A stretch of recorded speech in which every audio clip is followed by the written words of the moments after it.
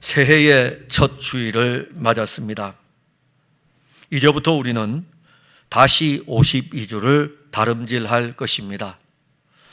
지난날에 우리의 다름질은 이미 지나갔습니다.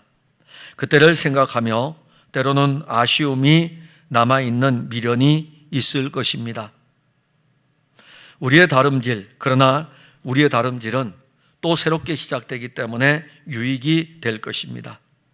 우리는 2021년에 새로운 시작을 하는데, 이 2021년의 새로운 시작이 2020년과의 연장선상에서 변함없이 코로나라고 하는 이 엄청난 이 일들로 인하여 가지고, 또 이 코로나의 확산으로 인해 가지고 우리의 삶이 새롭게 어떻게 펼쳐져야 될 그러한 것도 꿈꾸지 못하고 2021년에 우리가 들어왔습니다. 그럴지라도 우리의 삶도 진행이 되고 우리의 신앙의 걸음도 진행이 됩니다. 풍성한 교회는 주 예수 그리스도의 생명의 복음을 확장하는 일에 더욱 전진해야 합니다. 물론 이러한 전진을 위해서는 우리의 결단 이전에 우리 모든 성도들이 그리스도 예수의 생명으로 풍성해야 됨을 전제로 하고 있습니다.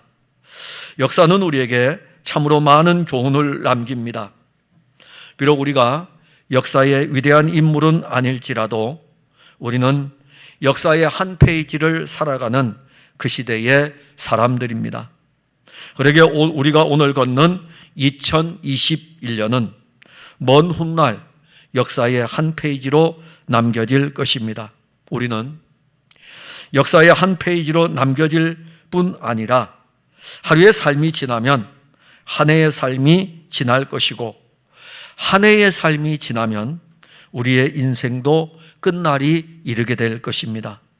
이때 우리는 우리 인생의 역사에서 마침표를 찍을 것이지만, 우리가 인생의 역사에서 마침표를 찍는 그날, 그때에 우리는 새 예루살렘의 새로운 시민으로 또 새롭게 출발을 하게 될 것입니다.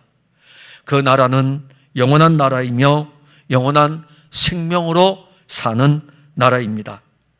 장차 우리가 영원한 생명으로 살게 될 그 나라의 아름다운 성, 새 예루살렘은 우리가 장차 이르게 될 나라이면서 또 하나는 지금도 우리의 삶에서도 믿음으로 함께 누리는 삶입니다. 저는 우리 풍성한 교회 성도들이 새 예루살렘 그리고 새 하늘과 새 땅을 죽으면 가는 것으로만 누리지 마시고, 오늘 그리스도 예수를 믿는 우리에게 이 영원한 생명은 미래이면서 현재적 실제임을 또한 누려야 될 것입니다.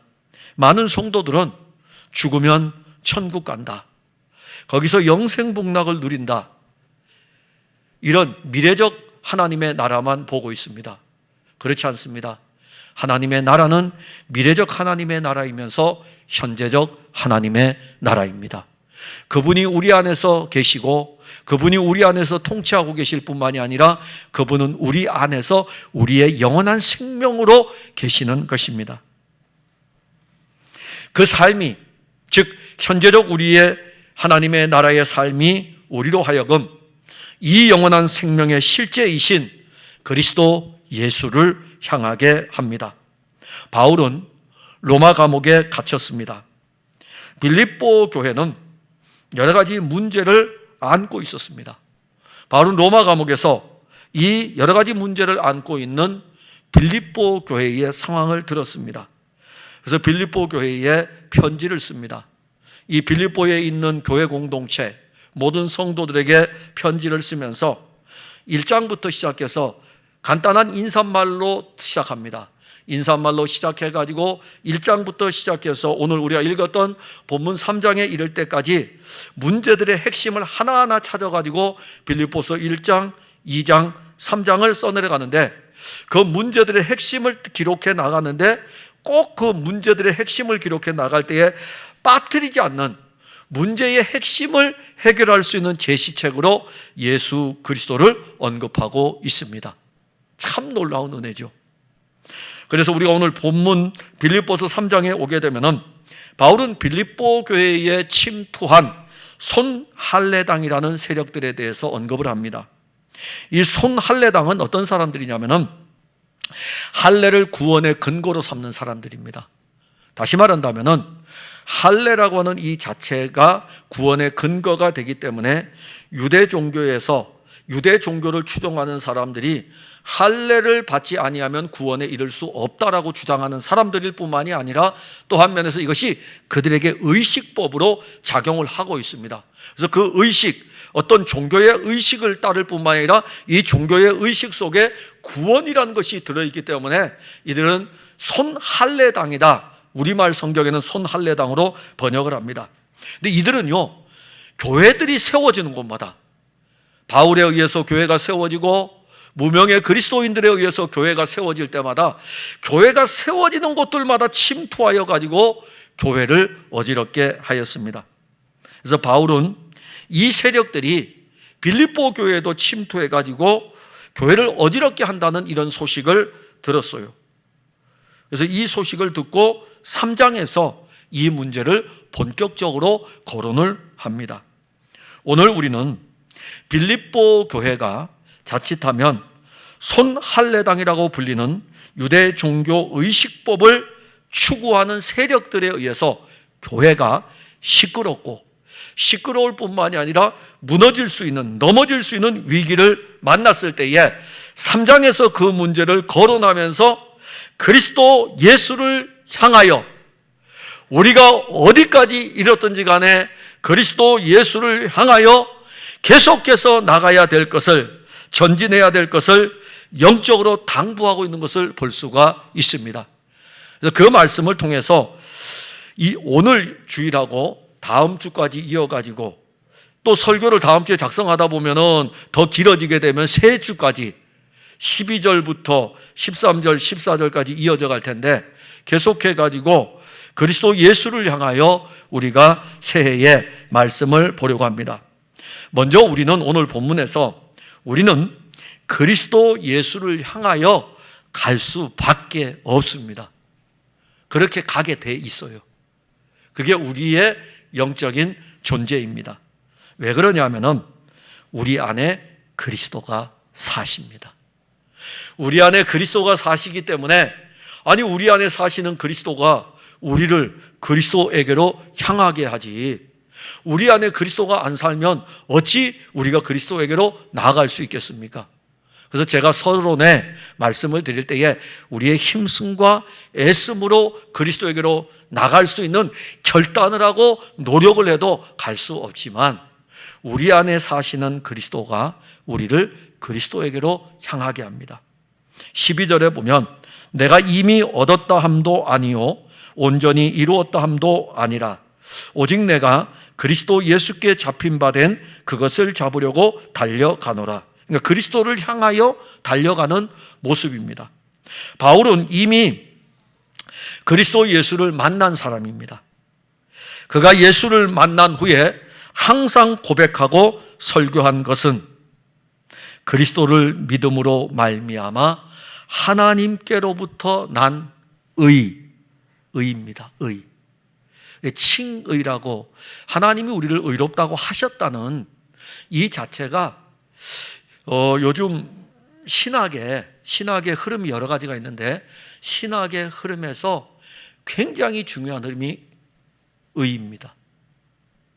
이 서점에 가면, 기독교 서점에 가면 의에 대한 책이 굉장히 많이 나와 있어요. 2020년도부터 이게 굉장히 화두가 되어 있어요. 의, 예수 그리스도, 하나님께로부터 난 의, 칭의라고 하는. 근데 이게 우린 교리적으로, 저는 뭐 신학을 전공을 했으니까는 교리적으로는 아는데 이게 교리로 단순히 그쳐야 될 것이 아니고 이것이 내 신앙의 고백인 뿐만이 아니라 실제여야 됩니다. 근데 바울도 그리스도를 믿음으로 말미암아 하나님께로부터 난 의에 대해서 자주 언급을 합니다.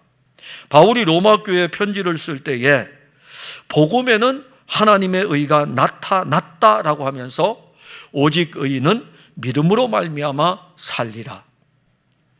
그런데 갈라디아 교회에 편지를 쓸 때에도 그리스도의 의에 대해서 말씀을 합니다.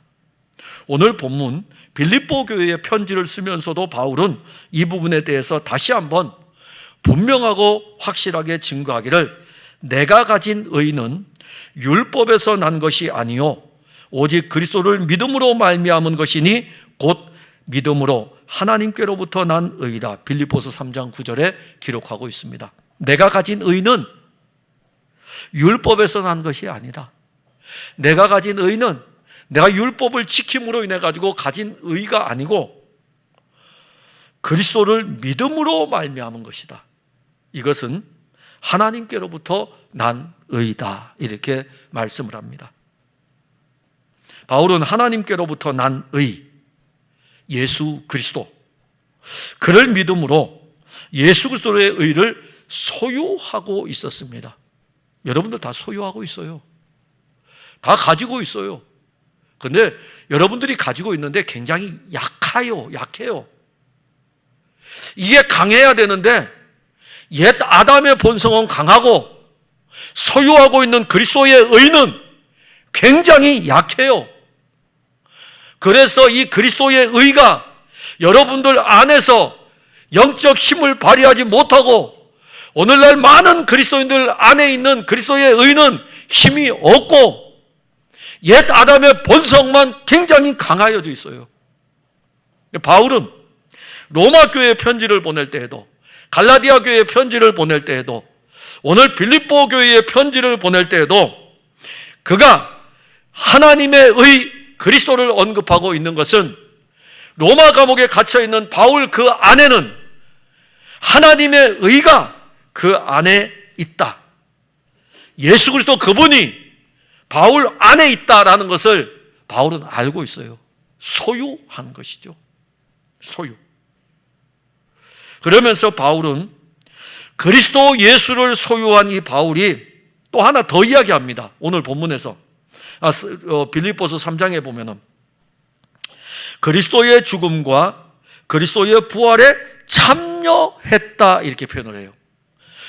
그리스도의 의를 가졌을 뿐만이 아니라 나는 그리스도의 죽음에도 참여했고 그리스도의 부활에도 참여했다. 여러분들에게 물어봅시다. 그리스도의 십자가의 죽음에 참여했습니까? 그리스도의 부활에 참여했습니까? 목사님 제정신입니까? 2000년 전에 그리스도가 죽었는데 내가 언제 그리스도의 죽음에 참여합니까? 2000년 전에 그리스도가 부활하셨는데 내가 언제 그리스도의 부활에 참여합니까? 그리스도께서 십자가에 달려 죽으시고 사흘 만에 부활하실 때에, 그때에 바울은 그리스도 예수를 믿지 않았습니다. 그는 유대 종교에 열심히 있던 사람이에요. 그런데 왜 바울은 빌립보 교회에 편지를 하면서 나는 그리스도의 죽음에도 참여했고 그리스도의 부활에도 참여했다고 이야기할까요? 바울이 누렸던 이 은혜는 정말 풍성했던 은혜입니다. 하나님의 거룩한 영이 이 바울을 얼마나 풍성하게 하는지 그리스도를 만나고 난 이후에 그리스도와 함께 자기가 죽은 것을 알고 그리스도와 함께 산 것도 아는 거예요. 그래서 그리스도의 죽음은 나의 죽음이고 그리스도의 부활은 나의 부활이에요. 이걸 성도들이 믿어야 됩니다. 2000년 전에 십자가에 달려 죽으신 그 예수 바라보라고만 있는 게 아니에요. 그 예수는 2000년 전에 십자가에 달려 죽으셨지만 그의 영을 보내어 가지고 우리 안에 우리와 함께 죽었다는 것을 바울은 성경을 통해 가지고 누누이 강조를 하고 있는데 성도들은 그것이 아직 믿어지지 않는 거죠. 그러니까 믿음도 그리스도의 의가 아멘, 나는 죄인이지만 하나님의 의가 그리스도를 통해서 우리에게 왔습니다 하고서 받아들인 거 하나하고 더 나아가서 그와 함께 죽고 그와 함께 사는 죽음과 부활에 참여한다는 자체는요 대단히 놀라운 은혜인 것입니다.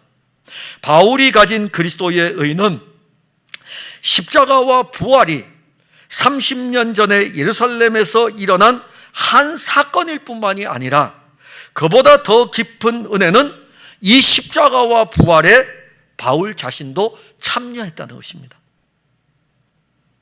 이것은 그리스도와 함께 십자가에 못 박히고 그리스도와 함께 부활의 생명을 가진 것을 말합니다. 바울의 육신은 지금 비록 로마 감옥에 갇혀 있지만 그는 성령으로 그리스도의 십자가와 부활에 참여한 자로 그리스도 예수 안에 있는 사람입니다. 바울은 지금 자기의 현재의 영적 상태를 이렇게 이야기합니다. 내가 이루었다 함도 아니요, 내가 얻었다 함도 아니요, 온전히 이루었다 함도 아니라. 이것은 육신을 입고 있는 바울의 영적인 상태를 가장 잘 표현해 주는 말씀입니다. 바울은 빌립보 교회 성도들에게 편지를 쓰면서 육신을 입고 있는 자기의 상태를 거침없이 기록했어요. 내가 지금 이 육신을 입고 로마 감옥에 갇혀 있는데 바울 사실 로마 감옥에 갇혀 있는 상태예요. 그러면서 자기 자신에 대해서 어떻게 기록하고 있냐면은 빌립보 교회에 편지를 쓸 때에 이미 1장에서 그 부분을 밝혔습니다. 1장 20절과 24절까지 보면 나의 간절한 기대와 소망을 따라 아무 일에든지 부끄러워하지 아니하고 지금도 전과 같이 온전히 담대하여 살든지 죽든지 내 몸에서 그리스도가 존귀하게 되게 하려 하노니 이는 내게 사는 것이 그리스도니 죽는 것도 유익함이라. 그러나 만일 육신으로 사는 이것이 내 일의 열매일진데 무엇을 택해야 할는지 나는 알지 못하노라. 내가 그 둘 사이에 끼었으니 차라리 세상을 떠나서 그리스도와 함께 있는 것이 훨씬 더 좋은 일이라. 그렇게 하고 싶으나 내가 육신으로 있는 것이 너희를 위하여 더 유익하리라. 육신을 입고 있는 바울은 로마 감옥에서 자기 안에 살고 있는 그리스도에 대해서 분명하게 증거합니다. 내게 사는 것은 그리스도니. 로마 감옥에서요. 복음 때문에 붙잡혔잖아요. 복음 때문에 갇혔습니다. 육신은 갇혀 있어요. 그러나 바울은 그 감옥에서 빌립보 교회에 편지를 쓰면서 내 육신은 갇혀 있지만 내게 사는 것은 내 육신이 갇혀 있는 삶이 아니라 그리스도가 내게 사신다. 갈라디아서 2장 20절, 갈라디아 교회에 편지를 보낼 때에는 감옥에 갇혀 있지 않았습니다. 그때도 바울은 갈라디아 교회에 편지를 보낼 때에 내가 그리스도와 함께 십자가에 못 박혔나니 그런즉 이제는 내가 사는 것이 아니요 오직 내 안에 그리스도께서 사시는 것이라. 이제 내가 육체 가운데 사는 것은 나를 사랑하사 나를 위하여 자기를 버리신 하나님의 아들을 믿는 믿음 안에서 사는 것이라. 많이 불렀죠, 복음송. 내가 그리스도와 함께 십자가에 못 박혔나니 그런즉 이제 내가 산 것 아니요 오직 내 안에 예수께서 사신 것이라. 이제 내가 육체 가운데 사는 것은 나를 사랑하사 자기 몸 버리신 그리스도를 위해 사는 것이라. 한때는 기타를 들고 복음송을 이거를 부르면서 지그시 눈을 감고 내가 그리스도와 함께 십자가에 못 박혔나니 이 찬송을 부르면서 눈물을 흘린 적도 있었고 그랬습니다. 근데 그 복음송은 갈라디아서 2장 20절을 그대로 가사로 옮겨 적은 것입니다. 근데 거기에 오직 내 안에 그리스도께서 사시는 것이라. 바울이 가진 믿음은 바울 자신 안에 그리스도께서 사시는 것을 믿는 믿음이었습니다. 그 믿음은 갈라디아 교회에 편지를 쓸 때나 지금 빌립보 교회에 편지를 쓸 때나 변함이 없습니다. 갈라디아 교회에 편지를 쓸 때하고 빌립보 교회에 편지를 쓸 때의 시간이 얼마나 걸릴 것 같을까요? 대략 학자들의 연도에 의하면 13년 정도 차이가 납니다. 그러니까는 AD 48, 49, 50, 그 시기에 갈라디아서를 썼다면은 AD 61년, 62년 이때에 빌립보서를 썼으니까는 약 13년 정도 되는데 13년 전에도 빌립보서를 쓰기 13년 전에도 오직 내 안에 그리스도께서 사시는 것이라. 13년이 지난 다음에 오늘 빌립보 교회 편지를 쓸 때에도 내게 사는 것은 그리스도니 변함이 없습니다. 그런데 바울이 언제 예수를 영접했습니까? 바울이 예수를 영접한 것은 십자가 사건, 부활 사건, 승천 사건 이후에 얼마 지나지 않아서입니다. 왜냐하면 우리는 꽤 오래된 것 같지만 그렇지 않습니다. 십자가와 부활 사건이 있고 그리고 승천 사건이 있고 난 다음에 성령이 오셨고, 성령이 오셔서 교회들이 막 예루살렘 교회가 부흥하고 박해를 받고 흩어지고, 그 흩어진 자들을 박해하기 위해서 다메섹까지 갔던 이 바울이 예수를 만납니다. 그래서 그때 사실 십자가와 부활, 승천 사건 얼마 지나지 않아서 바울은 그리스도 예수를 영접을 하게 됩니다.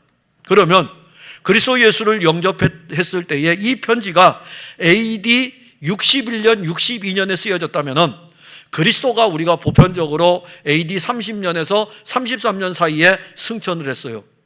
그러면 얼마 동안? 30년 동안. 30년 동안 바울은 언제나 내 안에 그리스도께서 사십니다. 변함이 없었어요. 그가 예수 그리스도를 처음 믿기를 시작한 그날부터 오늘 이 빌립보 교회에 편지를 보내는 그 순간까지 내게 사는 것은 그리스도입니다. 이것을 그가 믿음으로 가지고 있었습니다. 우리의 신앙의 연수도 꽤 오래되었을 것입니다. 어떤 사람은 신앙의 연수가 60을 넘었을 것입니다. 저도 이제 신앙의 연수가 40년째쯤 돼갈 것 같아요. 어떤 사람들은 60이 넘었을 거예요. 60년이 넘었을 것이고, 또 어떤 사람들 이제는 신앙의 경주에서 고린 지점을 앞에 둔 분들은 신앙의 연수가 70도 넘었을 것입니다. 우리의 신앙의 연수가 얼마이든지 우리가 예수를 그리스도로 믿고 달려온 이 길은 우리 안에 그리스도가 사신 삶이었습니다. 제가 금년에 이제 드디어, 작년까지만 해도 6학년에 들어와서 반배정을 못 받아가지고 있었는데 1년이 지나니까 드디어 반배정을 받았습니다. 6학년 1반이 됐습니다. 6학년 1반이 됐는데 반배정을 받았는데 예수를 믿고 달려온 지 한 40여 년이 됩니다. 이 40여 년 동안 그리스도 예수는 제 안에 사셨습니다. 그런데 제 안에 사신 그리스도 예수는 바울 안에도 사신 예수, 오늘 비대면 예배를 드리는 여러분들 안에도 사시는 예수입니다. 우리가 육신을 입고 사는 동안에 우리 안에 사시는 그리스도 예수를 믿어야 합니다. 이것은 예수 그리스도께서 바울에게만 준 특별한 은혜가 아니라 예수를 그리스도로 믿는 모든 사람에 준 은혜인 것입니다. 바울은 빌립보 교회 편지를 쓰면서 내게 사는 것은 그리스도니라는 이렇게 영적으로 아름답고 생명 있는 고백의 편지를 쓰는 것은 빌립보 교회 교인들에게 어떤 문장을 아름답게 하기 위해서 쓴 것이 아니라 내게 사는 그리스도가 그의 영적인 실제였던 것입니다. 우리에게 사는 것은 그리스도입니다. 오늘 대면 예배에 신년 첫 예배라 조금은 더 나오셨는데 그래도 20명은 안 되니까는 여러분들 안에는 그리스도가 사십니다. 우리 앞에 앉아 계신 우리 장로님들, 직책은 장로님들이지만은 장로님들은 안에는 그리스도가 사십니다.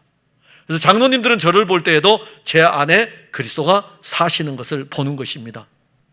그리고 우리 모든 사람을 볼 때에 누구를 볼까요? 그 모든 사람들을 그 안에 그리스도가 사시기 때문에 그 안에 사시는 그리스도를 보는 것입니다. 그리스도는 우리가 육신의 장막을 벗을 때까지 우리 안에 사십니다. 그런데 이것이요, 우리에게 영적으로 이루어진 놀라운 일입니다. 이것은 예수님, 우리 이제 니고데모의 비유를 통해서 좀 배워가야 되는데, 예수님은 자기에게 찾아온 바리새인 니고데모에게 이렇게 이야기를 합니다. 진실로 진실로 내게 이르노니 사람이 거듭나지 아니하면 하나님의 나라를 볼 수 없느니라. 그러니까 니고데모가 예수님에게 이렇게 이야기해요. 사람이 늙으면 어떻게 날 수 있사옵나이까? 두 번째 모태에 들어갔다가 날 수 있사옵나이까? 당연히 그렇게 물어봐야죠. 당연히. 거듭나지 아니하면 하나님 나라를 볼 수 없다. 다시 태어나지 아니하면 하나님 나라를 볼 수 없다.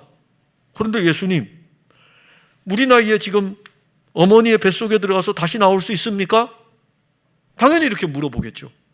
그때 예수님은 다시 니고데모에게 진실로 진실로 내게 이르노니 사람이 물과 성령으로 나지 아니하면 하나님의 나라에 들어갈 수 없느니라. 육으로 난 것은 육이요 영으로 난 것은 영이니, 이렇게 말씀합니다. 우리 안에 그리스도가 사시는 것은 그리스도의 영이 우리 안에 있는 것이고, 그 성령은 우리 안에서 생명이시고 실제입니다. 실제예요. 생명일 뿐만 아니라 그 영은 우리 안에 생명이고 그 영은 우리 안에 실제입니다. 자, 실제라는 의미는 뭐냐 하면은 내가 내 육신을 따라 살아가는 것이 아니라 그 영이 내 안에 실제가 돼서 내 안에 있는 내 영을 붙들어 가지고 내 삶을 살도록 이끌어가는 것입니다. 그게 실제라는 거예요. 제가 지금 설교하는 게 실제입니까? 영입니까? 실제죠. 그런데 내 안에 있는 영은 내 안에서 생명이셨고 내 안에 실제이셨기 때문에 그 영이 내 안에 사는 거지. 제가 만약에 육신을 따라서 설교를 한다 그러면은 여러분들 제가 그리스도를 전해도 그리스도라는 이 자체가 앵무새처럼 낯가려지는 그런 단어로 오지 않겠습니까? 오늘 설교를 하는 저는 제 안에 사는 그리스도, 주의 영이 제 안에 그리스도가 살게 하는 것을 알게 하고, 제가 오늘 설교를 하는 이 자체는 실제잖아요. 증거하는 이 자체도 영이신 그리스도의 영이 여러분들에게 실제로 말씀으로 역사하는 것입니다. 그래서 그 영은 생명이에요. 성령은 생명이고 성령은 실제입니다. 예수 그리스도를 믿는 것은 니고데모처럼 어머니의 뱃속에 들어가서 두 번째 태어나야 한다는 논리적 사고를 가진 우리들에게는 도저히 이해될 수 없는 일입니다. 그러나 우리에게 그리스도가 사시는 것을 알게 하시는 분은 우리가 아니에요. 우리 육신이 아닙니다. 육신으로 이해되는 것이 아니고 영이 하는 일이고, 그 영이, 성령이 우리 안에 그리스도가 사시는 것을 증거하는 것입니다. 우리는 육신을 입고 육신의 장막을 벗을 때까지는 이 세상에서 살아가야 합니다. 그 삶은 우리들 단독적인 삶 같지만 실제는 예수를 그리스도로 믿는 사람의 모든 삶은 그리스도가 사시는 삶입니다. 그래서 우리 안에 그리스도가 사시기 때문에 우리 안에 사시는 그리스도는 우리를 누구에게로 나아가게 하냐면 그리스도 예수에게로 향하게 하는 것입니다. 만일 우리 안에 그의 영이 없다면은, 주의 영이 없다면은 우리는 우리의 육신을 따라 우리의 삶을 살아가는 거예요. 그러나 그의 영이 우리 안에 오시는 순간 그 영은 우리 안에 사시기 때문에 우리 안에 사시면서 우리를 누구에게로 향하게 하냐면은 그리스도 예수에게로 향하게 하는 것입니다. 여러분, 오늘 비대면 예배에 저의 얼굴을 영상으로만 보면서 앉아 있는데 왜 앉아 계십니까? 신년 첫 주일에 예배를 왜 드리십니까? 여러분들 안에 있는 주의 영이 여러분들을 그리스도에게로 향하게 하는 이 예배에 참여하게 하는 것입니다.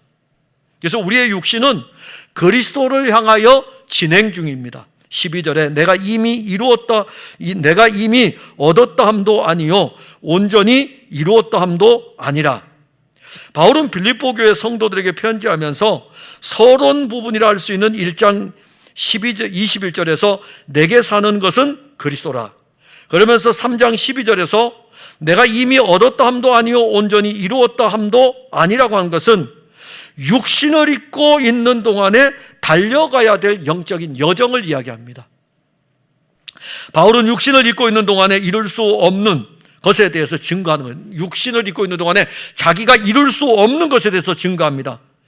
그것이 도대체 어떤 내용이기에, 어떠한 삶이기에 그는 육신을 입고 있는 동안에 아직도 이루어지지 않았다고 증거하고 있을까요? 성령은 바울 안에서 다 이루었어요. 그러나 그 영을 받은 이 바울은 육신을 입고 살아가는 동안에는 아직도 그리스도 예수를 향하여 나아가는 여정이기 때문에 이루어지지 않은, 얻지 못했던 그 여정의 길이라고 증거합니다. 육신을 입고 있는 동안에는 이것이 딱 따라와요. 아담의 타락한 옛 본성이 육신을 붙들고 여전히 강력하게 역사합니다. 육신을 입고 있는 동안에는 죄가 붙들고 있고, 육신을 입고 있는 동안에는 자기가 의를 이루려고 하는 아담의 본성이 강하게 작용합니다. 그래서 바울은 로마 교회에 편지를 보낼 때 똑같아요. 로마 교회에도 편지를 보내는 장면이 있는데, 로마 교회에 편지를 보낼 때에 육신의 강력한 힘에 대해서 이야기를 합니다. 그 육신이 얼마나 강력한지, 그 힘이 얼마나 강력한지 로마서 8장 3절에 율법이 육신으로 말미암아 연약하여 할 수 없는 그것이라고 말씀합니다. 로마서 8장 5절에서는 육신을 따르는 자는 육신의 일을, 누구에게 편지 보냅니까? 로마서는 어디에 편지를 보내는 거죠? 로마에 있는 그리스도인에게 편지를 보내는 겁니다. 그러니 로마 교회 성도들이 얼마나 육신을 따라 살아가고 있으면 육신을 따르는 자는 육신의 일을 한다는 것을 증거하는 거예요. 로마서 8장 7절에 가게 되면 육신의 생각은 하나님과 원수가 된다. 이는 하나님의 법에 굴복하지 아니할 뿐 아니라 할 수도 없습니다. 그러니까 자기 육신을 가지고 교회 다니는 거예요. 로마 교회를. 자기 육신을 가지고 교회 안에서 활동하는 것입니다. 그래서 그 육신으로 하는 모든 것들은 육신의 일이다. 그리고 이 육신이 얼마나 강력한지 하나님의 법에 절대로 굴복하지 않는다라고 할 정도로 바울은 로마 교회에 그렇게 편지를 씁니다. 그리고 바울은 로마 교회 성도들이 육신에 매여 있는 것을 보고 8장 12절에서 형제들아 우리가 빚진 자로되 육신에게 져서 육신대로 살 것이 아니니라. 교회 안에 육신에 대한 것들이 많죠. 교회 회의하면은요, 육신이 얼마나 강하게 작용하는지 몰라요. 자기 의견이 관철 안 되면은요, 팍 하고 나가기도 하고요. 그 육신이에요, 다.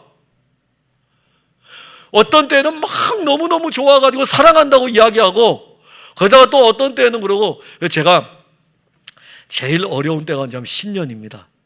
왜냐하면 신년이 되게 되면은, 교회에 제가 지금 여기 휴대폰 기도문이 있기 때문에 가져 올라왔지만은, 누군가가 글을 올려서 목사님 한 해 동안 정말 감사합니다. 그동안 신앙으로 양육해 주셔서 고맙습니다. 이제 금년부터는 교회를 옮겨서 새롭게 시작해 보려고 합니다. 근데 고맙게도 금년에는 한 통도 없습니다. 목회자도 육신에 눌려 있고 교인들도 육신에 눌려 있어요. 함께 즐거워하고 함께 기뻐하다가 우리 육신의 지배를 받고 있기 때문에 그 기뻐하고 즐거워하는 일이 영적인 일보다는 육신에 대한 것들, 우리 목사님이 너무 잘 챙겨줘서 고마워.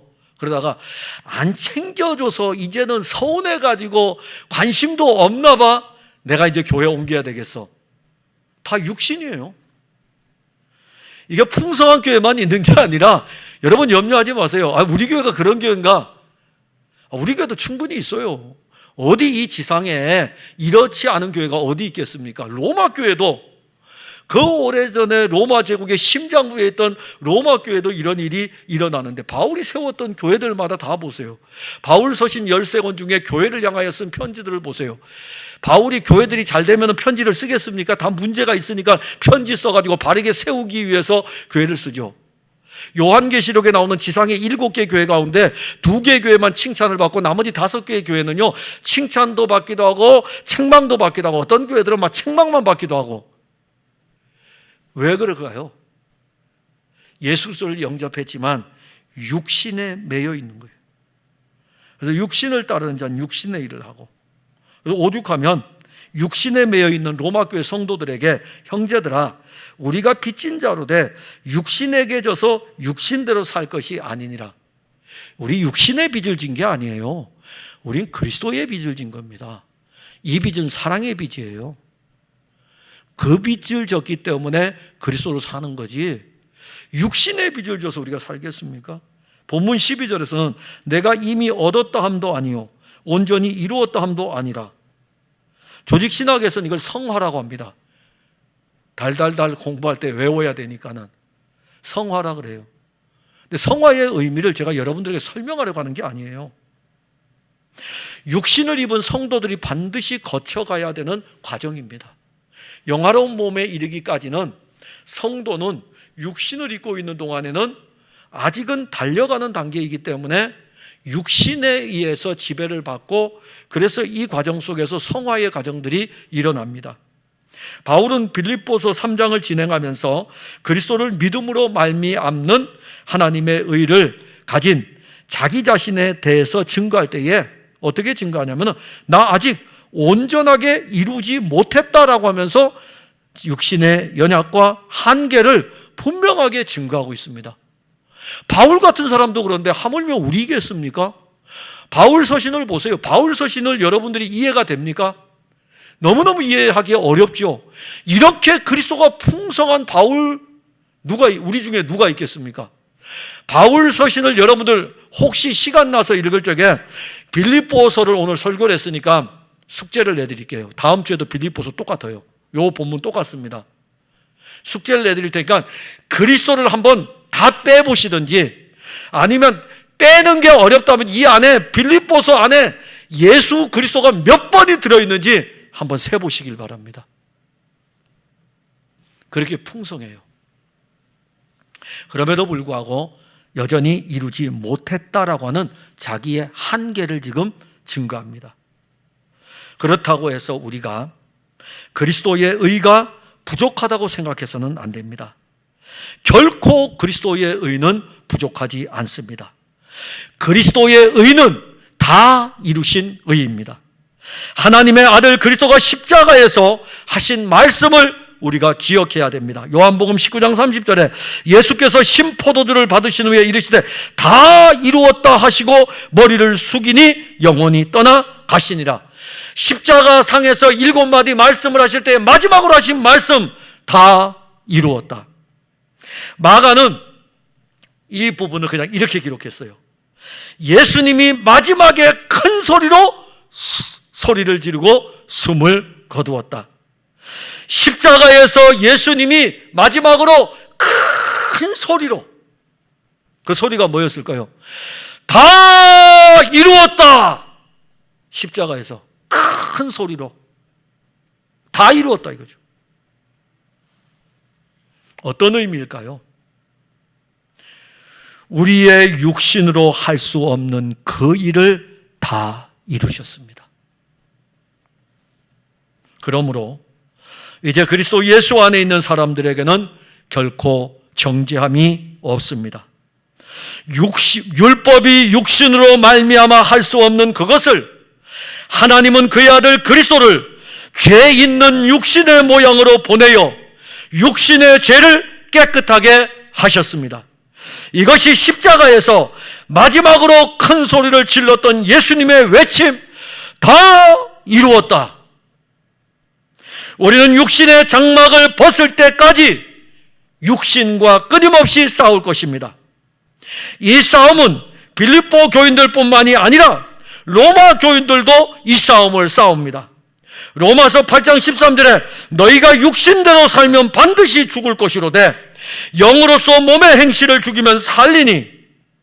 그리고 더 나아갑니다. 이 싸움을 하는 우리에 대해서 평가를 내릴 때에 육신에 대하여 연약한 우리의 상태를 이야기하기를 로마서 8장 26절에 이와 같이 성령도 우리의 연약함을 도우신다. 육신대로 살아가는 우리가 얼마나 이 육신에 져서가는지 연약함을 알기 때문에 그리스도 예수의 영을 받아 그 생명을 가진 사람들을 도우시는 이가 있는데 성령이 우리를 도와주신다. 바울도 대단한 믿음의 인물이지만 여전히 그의 육신이 그를 영적으로 괴롭히고 힘들게 하였습니다. 그러나 바울은 그럴 때마다 그는 이루기 위해서, 즉 얻기 위해서, 온전함을 이루기 위해서 다름질하면서도 그에게 가진 신앙 하나, 내 안에는 그리스도가 사신다. 내가 육신적으로 당하는 영적인 이런 힘든 싸움 속에서 달려가려고 노력하고 열심을 향해 달려가지만 그의 연약함을 볼 때마다 그는 자기 안에 그리스도가 사시는 것을 믿었고 그리스도를 신뢰했고 그리스도가 십자가에서 다 이루신 것을 그가 믿음으로 받았던 것입니다. 한 번 구원받은 성도는 영원히 구원받기에 자기 마음대로 육신을 따라 살아도 된다는 도덕 폐기론자들이나 이와 똑같은 사상을 주장하는 구원파의 교리는 궤변일 뿐입니다. 예수를 그리스도로 믿는 사람은 이미 성령의 사람이 되었고 그 안에 하나님의 거룩한 영이 있으며 그 영은 육신을 이기는 강력한 힘일 뿐만 아니라 그 영은 죄로 말미암아 죽은 우리의 몸을 살립니다. 로마서 8장 10절에 그리스도께서 너희 안에 계시면 몸은 죄로 말미암아 죽은 것이나 영은 의로 말미암아 살아있는 것이니라. 예수를 죽은 자 가운데서 살리신 이의 영이 너희 안에 거하시면 그리스도 예수를 죽은 자 가운데서 살리신 이가 너희 안에 거하시는 그의 영으로 말미암아 너희 죽을 몸도 살리시리라. 육신을 입고 사는 동안 우리는 결코 영화로운 이김에는 이룰 수 없습니다. 육신을 입고 있는 동안은 영화의 상태에는 갈 수가 없어요. 육신을 입고 있는 동안에는 우리는 끊임없이 육신과 죄의 세력과 싸워야 합니다. 육신이 무엇입니까? 이제 육신을 알아야죠. 육신은 아담의 옛 본성입니다. 그 본성은 하나님의 아들 그리스도를 부인하고 자기가 선악을 아는 나무를 따먹고 하나님이 되려고 노력하는 것이 육신의 본성 자체예요. 그런데 우리는 육신을 우리가 입고 있는 육체만을 이야기한다고 하면 안 됩니다. 우린 자꾸 육신하면은 이 육체만 이야기하거든요. 아니에요. 육신은 우리의 육체만 이야기하는 것이 아니라 우리가 아담의 옛 본성을, 아담을 창조하실 적에 흙으로 사람을 만드시고 껍데기 그 안에다가 생기를 불어넣으시고 그 생명이 사람이 된지라 아담입니다. 타락하기 전에 아담이에요. 선악을 알게 하는 나무의 열매를 따먹으로 말미암아 타락한 이 아담에게는 뭐가 같이 있을까요? 흙으로 지어진 육체, 생기를 불어넣어준 그 영이 다 있어요. 근데 그 전에 어떤 이야기를 합니까? 다 짐승들을 짓고 난 다음에 짐승들을 다 데려오죠. 아담에게 이름을 지라고 했어요. 그 짐승들의 이름 다 줬어요. 사자를 사자라고 이름 진 게 누구게요? 아담이에요. 다 이름을 지었어요. 다 이름을 지었어요. 그럼 무엇을 이야기합니까? 타락하기 전에 그렇게 다 했어요. 타락한 이후에 그게 없을까요? 다 있어요. 즉 육신이라고 하는 것은요, 우리가 가지고 있는 지식, 감정, 생각, 우리 겉껍데기의 육체 넘어 우리 안에 있는, 우리 안에 타락하고 범죄했던 우리의 영, 모든 것까지 다 해서 육신입니다. 그러니까 내가 육체로 나타난 행동만이 아니라 생각하는 모든 사고까지도 우리의 육신이에요. 그 육신이 우리의 구원을 이루겠습니까? 우리가 감정적으로 운다고 해서 우리의 구원을 이루겠습니까? 울어도 못하네, 눈물만이 흘려도 감정적으로 운다고 해서 구원을 이루겠습니까? 힘써도 못하네, 내가 열심을 낸다고 의지를 가지고 달려간다고 해서 구원을 이루겠습니까? 무엇밖에 없습니까? 그리스도 예수밖에 없잖아요. 구원하실 이는 예수밖에 없습니다. 그래서 우리에게 하나님의 아들 그리스도가 그의 영으로 우리 안에 오신 것입니다. 근데 아담의 타락한 옛 본성은 그 이 육신이 구원받은 우리를 끊임없이 공격을 합니다. 우리는 바울의 영적인 고민을 알게 됩니다. 아직도 온전히 이루지 못한 이 일이 있기 때문에 이 영적인 다름질을 중단할 수 없다. 그러면 중단하지 못하는 바울의 최종의 목표는 어디입니까? 어디까지 이뤘든지 간에 그가 가려고 하는 곳이 어디입니까? 자기 안에 사시는 그리스도 예수, 그의 온전함에까지 이르기를 원하는 게 바울의 영적인 다름질의 최종의 목표입니다. 그래서 우리가 육신을 입고 있는 동안에 우리 안에 사시는 그리스도의 도움을 입어 그리스도를 향하여 나아가는 것입니다. 사랑하는 성도 여러분, 우리는 2021년에도 그리스도 예수를 향할 수밖에 없습니다. 그 이유는 우리 안에 그리스도가 사십니다. 그 그리스도는 그의 영으로 우리 안에 실제가 되었습니다. 우리 안에 사시는 그리스도가 우리를 그리스도에게로 향하게 합니다. 우리가 육신을 입고 있는 동안 그리스도를 향하여 다름질하는 우리를 그 육신은 넘어뜨리려고 달려들 것입니다. 그럼에도 어디까지 이르렀든지 멈출 수 없는 신앙의 경주를 계속해야 합니다. 아니, 우리 안에 계신 그리스도께서 우리를 멈추지 않고 그리스도에게로 향하게 할 것입니다. 2021년은 영원하지 않습니다. 2021년의 시작이 있다면 그 끝도 우리에게 이를 것입니다. 유한한 세계를 살면서 영원한 세계를 향하는 우리의 걸음에 육신이 방해를 할 것입니다. 육신에 지지 말기 바랍니다. 자기 육신 자기가 컨트롤하려고 하지 마세요. 자기 육신을 자기가 컨트롤하는 그 자체가 지는 겁니다. 그리스도 예수는 죄 있는 육신으로 왔으나 십자가에서 다 이루었습니다. 십자가에서 승리하였습니다. 이기신 그리스도 예수를 믿음으로 신앙의 경주를 중단하지 말고 어디까지 이르렀든지 우리에게 다 이루실 그리스도를 믿음으로 2021년에도 힘차게 그리스도 예수를 향하여 다름질 하시기 바랍니다. 기도하겠습니다. 하나님, 은혜를 감사합니다. 2021년 새해 첫 주일입니다. 그리스도 예수를 향하여 우리의 신앙의 표대입니다. 우리의 신앙의 마지막 최종 종착역입니다. 그런데 또 한면에서는 성령으로 그리스도는 우리 안에 사십니다. 우리 육신 안에 그리스도가 영으로 사시고, 또 한면에서는 그리스도의 영이 우리의 영을 붙들고 우리 안에 사십니다. 이제 그리스도 예수의 영, 성령은 우리의 육신을 그리스도 예수에게로 향하게 합니다. 육신에게 지지 말게 하시고, 육신을 이기려고 우리가 노력하지 말게 하시고, 우리 안에 계신 주의 영이 육신을 이기니 그리스도께서 이루신 이 모든 승리의 외침을 우리도 그의 영의 인도하심을 따라 그리스도 예수를 향하여 2021년 또 달려갑니다. 한 걸음 내딛고 한 걸음 내디딜 때에 우리 안에 육신이 가득한 것이 아니라 그리스도 예수가 풍성하기를 원합니다.